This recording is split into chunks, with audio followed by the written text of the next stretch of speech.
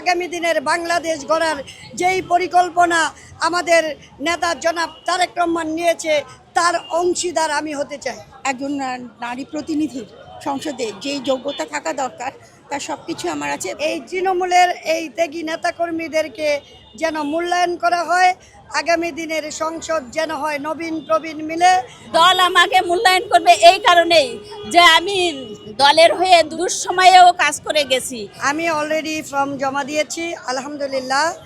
আমি আশা করি দল দীর্ঘদিন আমাদের এই মাঠে যারা এই ফ্যাসিবাদের বিরুদ্ধে আন্দোলন সংগ্রাম করেছে, হামলা মামলার শিকার হয়েছে, জেল খেটেছে, এই তৃণমূলের এই ত্যাগী নেতাকর্মীদেরকে যেন মূল্যায়ন করা হয়, আগামী দিনের সংসদ যেন হয় নবীন প্রবীণ মিলে, যারা সংসদে কথা বলতে পারবে, যারা সংসদে উপস্থাপন করতে পারবে জনগণের নারীদের অধিকার, শিশুদের অধিকার, নারী শিক্ষার প্রসার, নারীদেরকে সমানভাবে শিক্ষিত করে একটি নারী যখন শিক্ষিত হবে তখন সেই নারী হয়ে উঠবে আত্মবিশ্বাসী।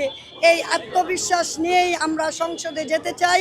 নারী আন্দোলনে আমাদের ভূমিকা ছিল, আমরা রাজপথে ছিলাম, আমি হামলা মামলার শিকার হয়েছি, আমি জেলে গিয়েছি, আমার সাজা হয়েছে। আমি চাই দল আমাকে মূল্যায়ন করবে, আগামী দিনের বাংলাদেশ গড়ার যেই পরিকল্পনা আমাদের নেতা জনাব তারেক রহমান নিয়েছে তার অংশীদার আমি হতে চাই। আমার প্রত্যাশা খুবই 100% বলবো। আমার হাজব্যান্ড গাইবান্ধা সিনিয়র সভাপতি ছিলেন, উনি মারা যান 21 সালে। ওনার অকাল প্রয়াণের পরেও পুরো সময়টা জুড়ে আমি তৃণমূলের সঙ্গে গাইবান্ধার সামাজিক রাজনৈতিক সব কাজের সঙ্গে যুক্ত ছিলাম। তো আমি মনে করি যে একজন নারী প্রতিনিধির সংসদে যেই যোগ্যতা থাকা দরকার তার সব কিছু আমার আছে, এবং আমাকে যদি মনোনয়ন দেয়া হয় আমি মনে করি আমার এলাকার লোকজন উজ্জীবিত হবে এবং তাদের প্রত্যাশা পূরণ হবে। আমার প্রয়াত স্বামীর স্বপ্ন পূরণ করা এবং দলের হয়ে কাজ করার জন্য আমি অঙ্গীকারবদ্ধ। নারীর ক্ষমতায়ন, নারীর শিক্ষা, নারীর স্বাস্থ্য, নিরাপত্তা, এই সবই তো শুধু নারী বললে তো হবে না, প্রত্যেক মানুষের জন্য। সো এগুলোই তো প্রায়োরিটি। আসলে আমি যদি কাজ করি সবার জন্য করি তাহলে সেটার মধ্যে কিন্তু নারীও পড়ে, নারী কিন্তু আলাদা করে না।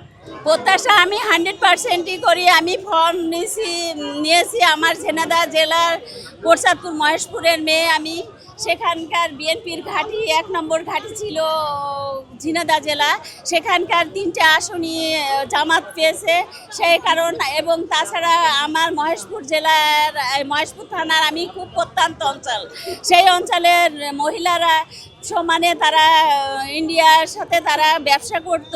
সেই ব্যবসা থেকে আমি এই রাজনীতি করি স্টুডেন্ট লাইফ থেকে, তখন থেকে তাদেরকে ফেরানোর চেষ্টা করছি, এখনো পর্যন্ত তাদের হয়ে কাজ করছি।